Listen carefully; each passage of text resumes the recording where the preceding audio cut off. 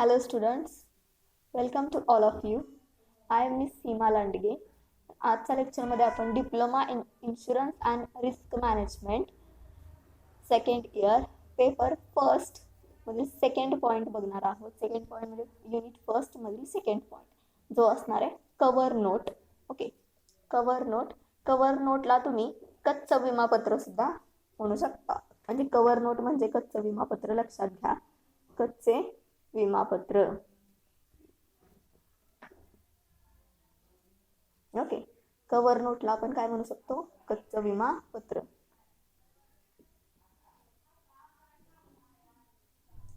या अगोदरच्या लेक्चरला आपण प्रपोजल फॉर्म्स पाहिलाय.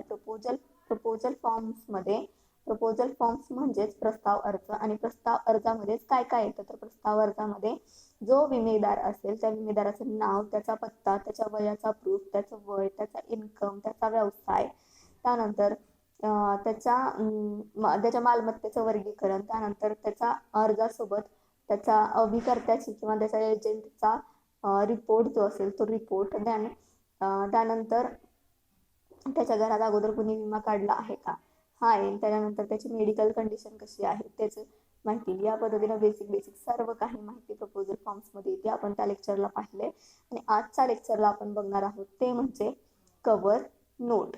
कव्हर नोट म्हणजेच कच्चं विमापत्र. लक्षात घ्या एक एक कंटेंट कशाला काय म्हटलं जातं, कशाला काय म्हटलं जात नाही, माहिती असणं आवश्यक आहे आपल्याला.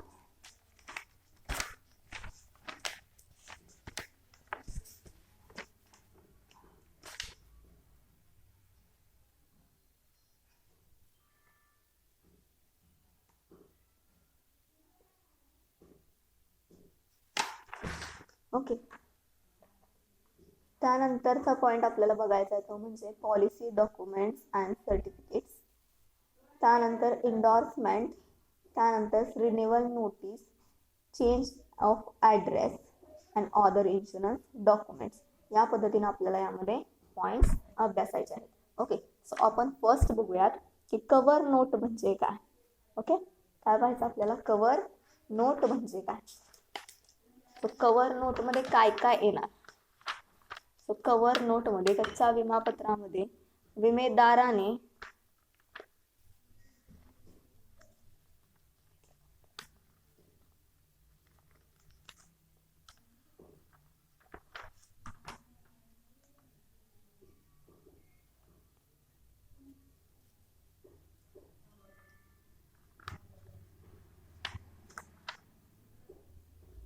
कच्चं विमापत्र म्हणजे विमेदाराने ज्या वेळेला आता पक्क विमापत्र, विमा कंपनी विमेदाराने विमा उतरवला की लगेच त्याला पक्क विमापत्र का देते का? तर नाही.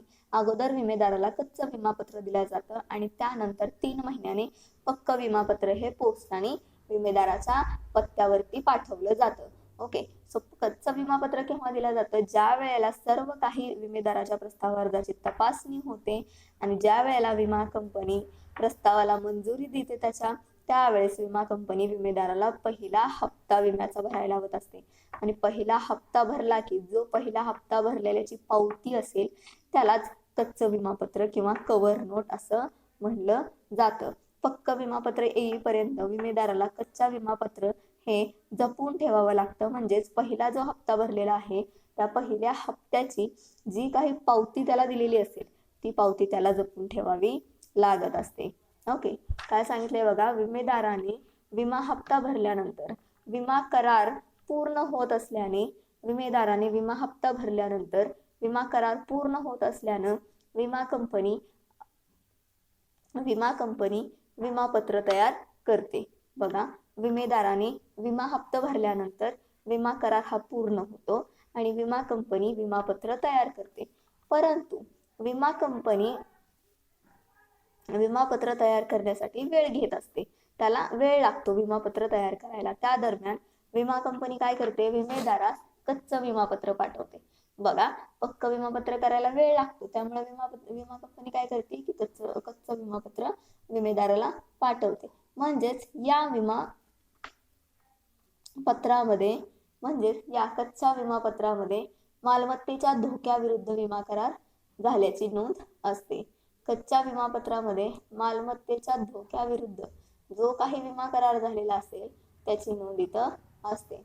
कच्च्या विमापत्रामध्ये विमेदाराचे नाव व त्याचा पत्ता, विम्याचा प्रकार कोणता आहे, विम्याची रक्कम किती आहे, विम्याचा हप्ता किती आहे, विम्याची मुदत किती आहे याचा तपशील प्रामुख्याने दिलेला असतो. ओके, कच्च्या विमापत्रामध्ये विमेदाराचे नाव काय आहे, त्याचा पत्ता काय आहे, त्यानंतर विम्याचा प्रकार कोणता आहे, विम्याची रक्कम किती आहे व विमा हप्ता त्याचा किती आहे, देन विम्याची मुदत किती आहे याचा तपशील प्रामुख्याने दिलेला असतो. पक्क विमापत्र येईपर्यंत हे कच्चं विमापत्र जपून ठेवणं अतिशय आवश्यक असतं. बघा, पक्क विमापत्र येईपर्यंत मी तुम्हाला अगोदर सांगितले की विमेदाराला कच्चं विमापत्र हे जपून ठेवावं लागतं. कारण दरम्यानच्या काळामध्ये जो काही काळ असेल त्यावेळेचा तो त्या काळामध्ये जर आग लागून जर त्याचं नुकसान झालं तर कच्च्या विमापत्राच्या आधारे नुकसान भरपाईची मागणी केली जाऊ शकते. त्यामुळे जोपर्यंत आपल्याकडे पक्क विमापत्र येत नाही ना तोपर्यंत ते कच्चं विमापत्र काय करायचं, जपून व्यवस्थित ठेवायचं.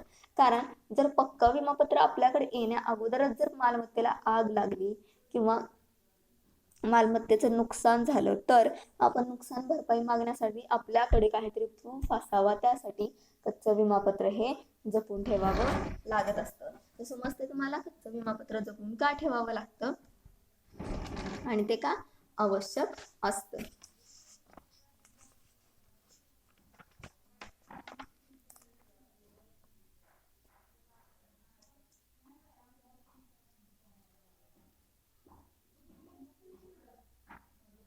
कच्च्या विमापत्राच्या आधारे आपण काय करू शकतो, नुकसान भरपाईची मागणी करू शकतो. देन कच्चं विमापत्र तयार करण्यापूर्वी विमा कंपनी करारामध्ये स्वीकारलेली नुकसान भरपाईची जबाबदारी नुकसान भरपाईची जबाबदारी एक विमा जोखीम पुस्तकामध्ये नोंदवत असते. बघा काय सांगितलंय, कच्चं विमापत्र तयार करण्यापूर्वी विमा कंपनी करारामध्ये जे काही नुकसान भरपाई त्याची स्वीकारलेली जबाबदारी असेल ती जोखीम ही एका विमा पुस्तकामध्ये नोंदणी करत असते. आणि या पुस्तकात सर्व नोंदणींना बघा त्या पुस्तकामध्ये ज्या काही नोंदण्या केल्या जातात त्या नोंदण्यांमध्ये सर्व नोंदण्यांना काय केलं जातं, अनुक्रम हे दिले जात असतात. त्यामुळे विमा जोखीम पुस्तकावरून विमा कंपनीला नुकसान भरपाईच्या संभाव्य जबाबदाऱ्याची पूर्ण कल्पना येत असते. बघा, पूर्ण कल्पना त्यांना येत असते.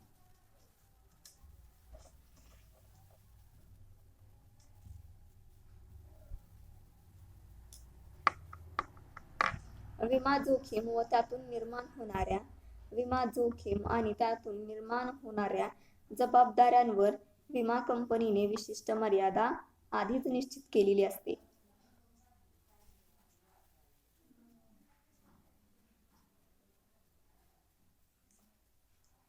काय सांगितलंय, विमा जोखीम व त्यामधून निर्माण होणाऱ्या आर्थिक जबाबदाऱ्यांवर विमा कंपनीने विशिष्ट मर्यादा आधीच निर्माण केलेली असते. त्यापेक्षा जास्त जबाबदाऱ्या निर्माण होत असल्यास त्यापेक्षा जास्त जबाबदाऱ्या जर निर्माण होत असतील तर पुनर्विमा उतरवण्यात येतो. बघा, त्यानंतर पक्क विमापत्र पाठवणे. यामध्ये कच्चं विमापत्र पाठवल्यानंतर विमा कंपनी काय करते, 3 महिन्याचा कालावधी घेते आणि 3 महिन्याच्या कालावधीमध्ये पक्क विमापत्र हे तयार केलं जातं आणि ते विमेदाराला पोस्टाद्वारे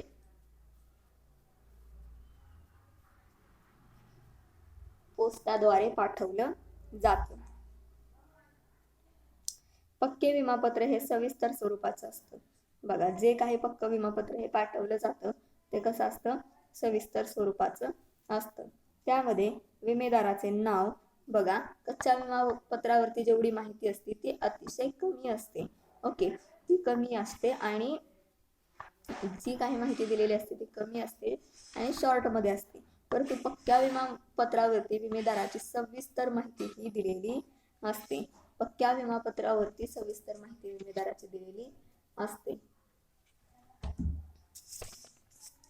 पक्क विमापत्र पाठवल्यानंतर विमा कंपनी काय, कच्चा विमापत्र पाठवल्यानंतर विमा कंपनी काय करते, 3 महिन्याचा वेळ घेते आणि 3 महिन्याच्या वेळामध्ये ती विमा कंपनी काय करत असते, थोडा वेळ घेते आणि पक्क विमापत्र तयार करते आणि विमेदाराला पाठवते. पक्क विमापत्र हे सविस्तर स्वरूपाचं असतं. त्यामध्ये जी काही विमेदाराची माहिती असेल ती डिटेल्स मध्ये दिलेली असते. त्यामध्ये विमेदाराचे नाव, पत्ता, मालमत्तेचे नाव व वर्णन, त्यामध्ये विमेदाराचं नाव, त्याचा पत्ता, त्यानंतर मालमत्तेचं नाव व त्याचं वर्णन, विम्याची रक्कम व विमा हप्ता, कराराची मुदत, विमापत्राचा प्रकार आणि विमा कराराचा अटी व शर्ती याची माहिती प्रामुख्याने नोंदवलेली असते. बघा, जे काही पक्क विमापत्र असेल त्या पक्क्या विमापत्रामध्ये काय सांगितलंय, पक्क विमापत्र हे सविस्तर स्वरूपाचं असतं.